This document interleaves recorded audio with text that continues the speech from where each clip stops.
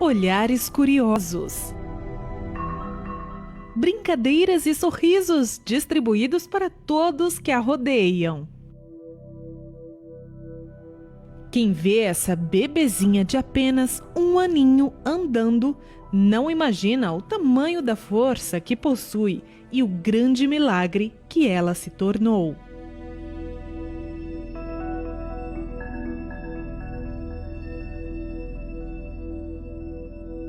Essa é a Aisla, com apenas 45 dias de vida. Essas fotografias não lembram em nada a bebê que acabamos de conhecer. A Andréia conta que a sua gravidez foi tranquila e que o sonho da família inteira era a chegada da bebê Aisla.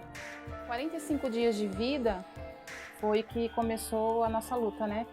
Porque assim, na realidade foi num domingo, ela estava muito bem, né? Completamente bem. Quando foi na segunda, por volta de meio-dia, ela começou a ficar com uma febre de 39 e essa febre não cessava. A gente deu um remédio, deu um banho, ela acalmava. Mas aí quando foi umas 18 horas, falei, não é normal, uma bebezinha tão novinha, né, com uma febre tão alta. Foi quando a gente já corremos e levamos ela para o AMA, né? Aí chegando lá, a médica examinou, ela não tinha nada, só estava com febre. Aí a médica receitou para ela um soro na veia e dipirona. A febre realmente cessou, a febre dela. Depois ela disse que nem no hospital ela teve mais febre, né? Só que aí a médica não achava que era normal uma bebezinha de 45 dias com uma febre quase dando convulsão.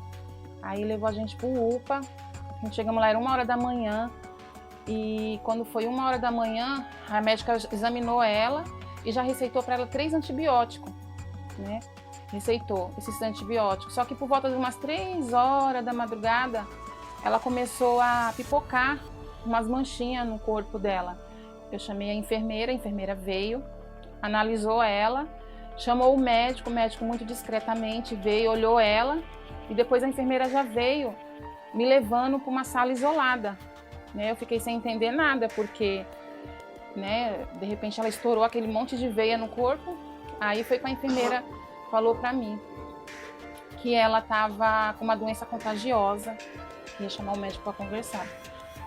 Aí o médico veio para conversar com a gente e foi uma situação assim muito, muito triste, né? Porque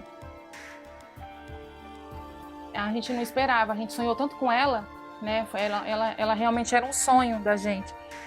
E o médico chegou em mim e falou assim: mãezinha, a sua filha está com uma doença contagiosa, daqui 3 horas ela vai morrer. A doença que acometeu a pequena possui um nome difícil de ser pronunciado, meningococemia, e segundo a medicina, é fatal. Dali, o médico já incubou ela, fizeram uma mini UTI para ela, porque eles tiveram que tirar o teste da coluna para saber se não era a meningite bacteriana, né? E também foi uma cena horrível que ficou na minha cabeça. E aí dali eles entubaram ela e ela começou a inchar. Ela era miudinha, só que ela inchou, ela ficou igual um bebê de 5, 6 meses.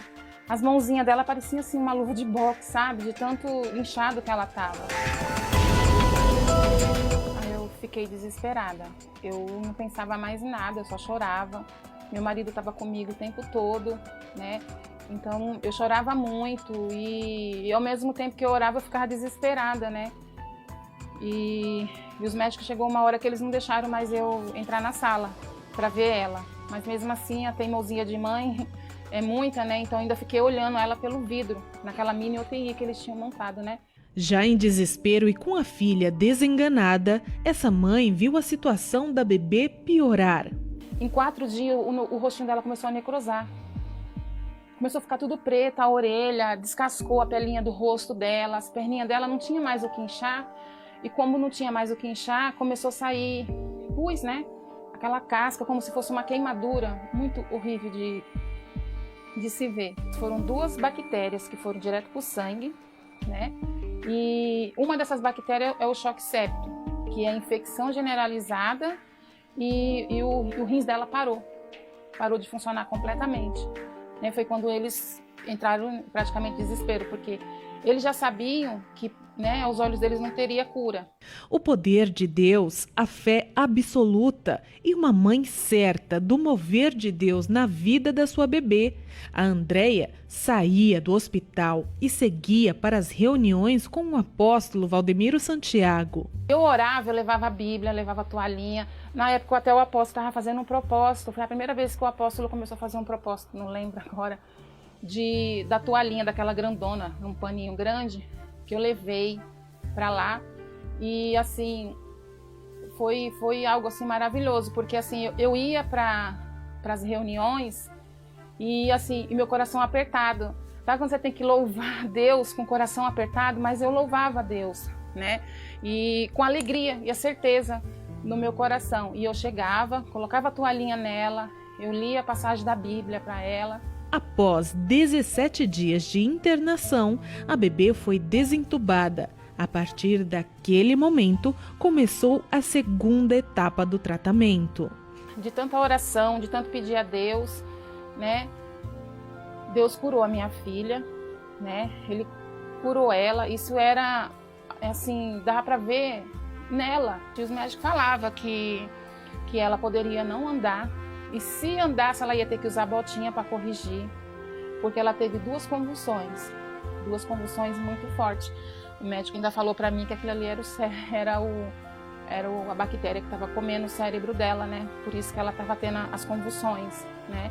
E que aquilo ali podia dar sequelas dela não ouvir, de não enxergar, que ela ia ter que fazer uma tomografia. E eu falei para a doutora, doutora, pode fazer, não vai dar nada. Ela, mãezinha, você sabe que tá arriscado, né? Sua filha tá com uma bactéria muito grande no cérebro dela. E foi outra vitória. Porque quando ela desentubou, no dia seguinte eles já levaram ela para fazer essa tomografia. E sabe o que você vê? Eles ficavam procurando, conversavam na sala, tiravam, fazia radiação. E aí quando que eu saí da sala, que eu já ia levar ela de novo pro quarto, aí a médica falou, mãezinha, ela não tem nada.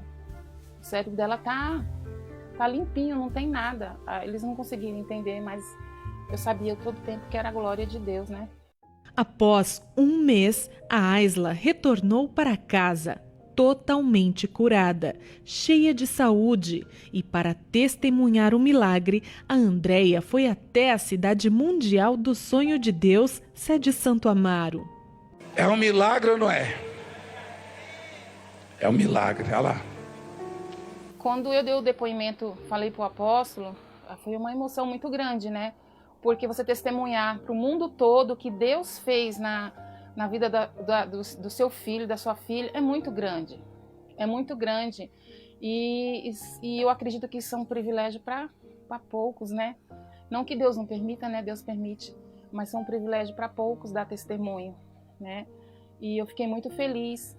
E quando eu vi a minha filha, com 9 meses, dando os primeiros passinhos, nossa, eu fiquei muito feliz, uma bebezinha. E ela é miudinha. E eu falei assim, nossa Deus, com 9 meses ela dando os primeiros passinhos, que glória. E a minha filha hoje está curada, né? Tá curada. Aonde eu ando com ela, eu tenho que andar com um álbum de fotos. Porque quando tá calor, ela fica com os bracinhos, as perninhas de fora. E as pessoas ficam muito curiosas, sabe? Tem gente que não pergunta, acha que vai embora com vontade de saber o que é aquilo. E aí quando chega e fala, e eu falo o testemunho, até então eu não tenho mostrado as fotos. Quando eu conto o testemunho dela, as pessoas falam, nossa, Deus é muito grande na vida dessa criança. Ela nasceu para dar testemunho.